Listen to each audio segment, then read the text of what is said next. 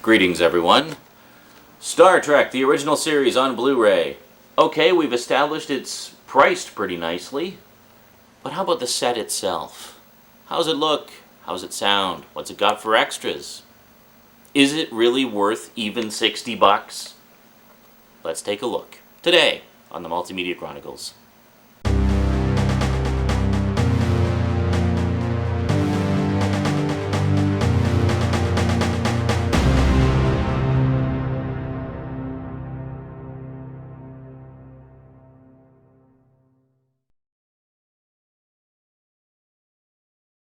Welcome back, everyone. Whew, boy. That took a long time to get through all that history. So let's take a look at the actual set itself. Now I'm going to go all out with the Z ratings in this one and give you like an my in-depth opinions on it, basically. Alrighty. So first off, we got this nice little slipcover, which is very shiny and pretty. You'll notice, of course, this is the Canadian release, which has the French on the cover as well. Star Trek, the original series, which translates to Star Trek Patrouille du Cosmos, la série originale. I don't know what, the Voyage of the Cosmos or something? I don't know. Anyway, so you got that, and then the inside you got the your standard Blu-ray case. Very nice. It shows you on the back, actually, the difference between the original and remastered effects, which is pretty cool. You got the original here and the remastered here. Now, as I mentioned briefly in the history, it's really cool because this set has both the original and remastered effects. All previous releases were either one or the other. This is the one and only time you can have both conveniently together in one package. It's great. So let's take a little look inside here. Just opens up. I was very happy that there was no broken trays. So you basically just have little flipper trays. No double stacked discs, which is great.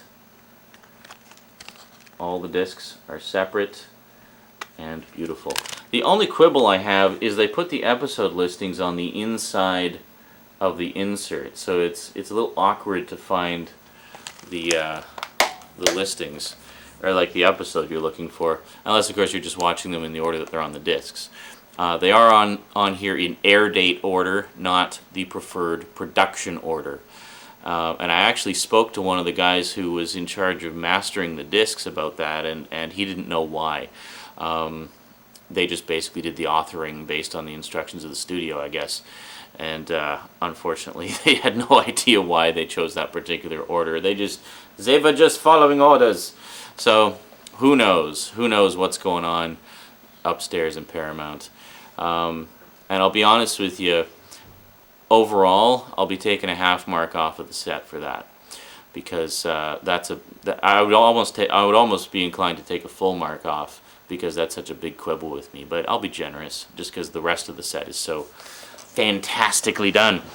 Now, one of the big questions people often have when classic shows are put on high-def sets is, what's the aspect ratio? Now, this is very interesting what they did. Now, of course, Star Trek was originally a 4:3 show, filmed, shot, and intended to be viewed on television in the 60s, long before the days of widescreen television. So, naturally, ideally, you want it to be in 4:3. Now, what they did here was something very interesting. Now, if you're watching it on a widescreen TV, it'll look normal. Basically, you'll have, by normal, I mean it'll be the 4:3 image pillar boxed, okay? However, if like us you're watching it on a 4:3 TV, it'll appear window boxed, or it'll have a black border all the way around it. As soon as I saw that, when I popped it in, I knew exactly why it was like that and what they'd done. What they did was they hard encoded the 4:3 pillar boxed image within the 16:9 high definition frame, which means, much to the annoyance of some people who like to distort the image by zooming in and cropping it and stretching it to fill their widescreen TVs, it makes it a lot harder to do that. It essentially forces you to watch it in the correct aspect ratio, whether you want to or not. Myself, I'm an aspect ratio freak. I like to see everything the way it is intended to be seen. So for me, I was overjoyed to see that. It's almost like they're going to be hitting people over the head with it, saying, hey, you're supposed to watch it like this, so watch it like this. Thank you. So they could have done it in high def just as a 4:3 frame, and then it would automatically resize according to, sort of like how with DVD, it does the anamorphic widescreen and then automatically squeezes it down into the proper widescreen aspect ratio. Well, the same thing with, a similar thing with high def. I don't think they actually have like a sideways anamorphic that squashes it down, but you can do it as a 4:3 frame, and it'll display it properly, either pillar box on a widescreen image or full screen on a 4:3 TV. So anyway, so they hard encoded it into the 16:9 frame, which I was actually really happy about, because it's hopefully going to encourage people not to distort the image and to watch it the way it's supposed to be. It's an ongoing issue that everybody has their own opinions on. My opinion is that's the correct way to do it, and I hope that that's a trend, that we stop seeing the cropping and butchering of old TV shows and they just present them the way they're supposed to be seen. Let's see, what else was there? I took some notes here. Yeah, so one thing I mentioned was it has both the original and remastered effects. So you've actually got, technically, 60 episodes on here. Sort of. It lets you switch between them as seamless branching. So it basically has just the effects scenes duplicated with original or remastered versions, and then the main bulk of the episode is the same, and it just sort of branches off to one or the other depending whatever you've selected. So in the main menu you can watch one or the other, but regardless of that, while you're watching, you can either use the angle button on your remote, or there's a button in the pop-up menu that lets you switch between the original and remastered effects on the fly, which is pretty cool. So if you want to just do sort of a quick comparison, you can do that quite quickly and painlessly, and that's really a cool feature. Very, very handy. That was one of the reasons I wanted to get this set, was because I was kind of waffling on whether to get the original or remastered versions, leaning towards the original just because it's the one I grew up with. But then when I heard that this would have both, I thought, well, perfect. That's exactly what I'm looking for. Couldn't be happier. So yeah, so you got the original and remastered effects, so whichever your preference is, you've got it here. Another thing, speaking of original versus remastered, the audio. Apparently, all the previous DVD releases did not have the original mono audio. They had remixed versions, either stereo or 5.1 surround or what have you. But since the days of the VHS and Laserdisc releases back in the day, the original mono audio just has not been available. So here, it's available. You got two audio options. You got the original mono audio, or there's a new 7.1 DTS HD master mix, where we don't have a surround sound system, unfortunately, so I couldn't really try it out. We did listen to a bit of it, though. And I did notice the dialogue is quite a bit quieter in the surround mix, but that just might be because we're watching it through a stereo system rather than a surround system. But one thing that's cool about the surround mix is they've actually redone the theme song. They got a new orchestra together, dug out the original sheet music, the original arrangements and everything, and recreated the theme music almost identically. Almost identically. I mean, you can never really do it completely perfectly, but it's very, very, very, very close. And even just through our stereo system, it sounded fantastic. I mean, it's a really nice, nice update of the theme. I mean, it's totally the original theme. It's just been re-performed and re-recorded in surround sound. So that's very nice. So that was pretty cool. So anyway, so you got the original effects, original audio. Or you can watch remastered effects with remastered audio, or remastered effects with original audio, or original effects with remastered audio. The list goes on and on and on. You can mix and match to your heart's content. If you're a purist, you can just watch it in its original form. If you want to experience it in a whole new way, you can watch it fully remastered in 7.1 surround sound. There are so many options. It's fantastic. This should be the example that all classic TV show sets on Blu-ray follow. Because this, and actually one thing I've seen a lot of comments about is, hey, George Lucas, pay attention. This is the way to do it. Like, fans would love to see a version of Star Wars that lets you switch between the original and remastered versions on the fly. Although it'll probably be a little more complicated with Star Wars because, you know, the special editions have additional footage and versus the originals. But anyway, what else?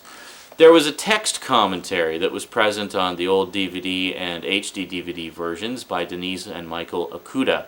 That has been replaced on this. The bulk of the content is still there. However, instead of being a text commentary, it's in the form of a picture-in-picture visual commentary. So you actually get to hear them talking about it, and there's little behind-the-scenes snippets and you know, all kinds of interviews and goodies like that. So it's very interesting. I watched a little bit of one of them. I forget which episode it was now. But anyway, I watched a little bit of one of them and I thought, oh yeah, this is something I'd totally like to just sit down and watch because, you know, Denise and Michael Okuda are generally considered to be pretty much the authorities on all things Star Trek, I think. They've done a number of books on the subject and just countless resources. I mean, they're considered walking encyclopedias of Star Trek knowledge. So, yeah, they got lots of interesting things to say about it. As for the rest of the extras, a lot of the extras from the previous DVD sets and the HD DVD sets have made the transition over to Blu-ray, with the added bonus of being upgraded to high definition. One of the big ones that's really cool was, what was it here? Billy Blackburn's Treasure Chest, which has been remastered into high definition. And what it is Billy Blackburn was an extra on the original series. He was one of the just sort of nameless bridge crew. And, or maybe he did have a name. I don't remember. Anyway, he was an extra throughout the length of the series. And one thing he would often do is bring his old 8mm film camera, like movie camera, to the set and just film the goings-on around the set and stuff like that. So, very cool. So, I mean, we have a rare look behind the scenes at the making of a 60s TV show. I mean, that's just something you don't see very often. I mean, nowadays it's very common because of, you know, DVD and Blu-ray. It's very common to have someone wandering around filming behind the scenes stuff for extras later. But back in the 60s, that was unheard of. So, yeah, so anyway, apparently he has quite a collection of home movies. And if I remember correctly, on the previous DVD sets, they spread them out over the course of the 3 seasons. So, as far as I know, it's the exact same featurette on this, just with everything upgraded to 1080p, which is quite nice. Yeah, and most of the extras have been upgraded to HD. Not all of them, but a good chunk of them. There's also an Easter egg. I found an Easter egg on disc 2. When the pop-up menu comes up, there's 4 options. You have like episodes, audio options, and I think Starfleet access or something like that. Anyway, there's one that's just for extras. It's like a little red button on the console. On disc 2, there's nothing listed there, but if you click on it, you can actually click the button. It'll take you to a short piece that is a compilation of a bunch of the remastered effects shots. Just a whole bunch of beauty shots of the Enterprise in orbit and in the middle of space battles, and you see the Tholian web, and you see the ultimate weapon thing, and all kinds of cool, just beautiful shots. And you get to see some of the cooler remastered shots in all their glory, set to some ripping outer space techno music. I liked the music. Old school viewers may not be as big a fan, but it's cool just to see all the footage kind of compiled together like that in one nice little form. I think it's about a 3.5 minute piece. I think it was originally done as a promo for the for when the remastered version was premiering on television. So, yeah. So in short, how does the picture quality look?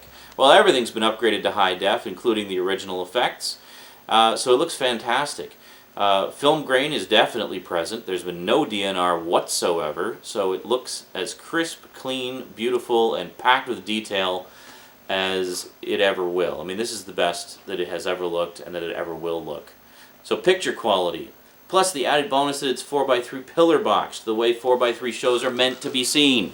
Picture quality gets a rock solid 5 Zs right across the board. I don't think it could ever possibly look better than this unless they did it at 4K, but even then I don't think you're going to see much more detail than what you're seeing here. Audio gets a solid 5 Zs. Why? Because they include both the original mono audio and the 7.1 mix, and you know, just generally the whole presentation, you know, lets you mix and match so much that whatever your preference, you're covered. You're covered.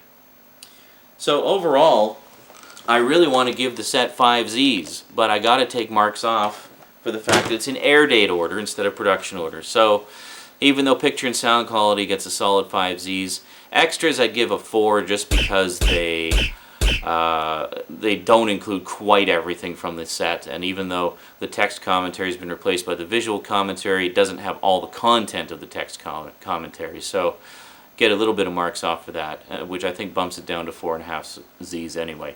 So overall, Star Trek the Original Series, first season on Blu-ray, 4.5 Zs. It's definitely a worthwhile purchase. It's a hell of a deal. It's very reasonably priced, and even Annetta likes it.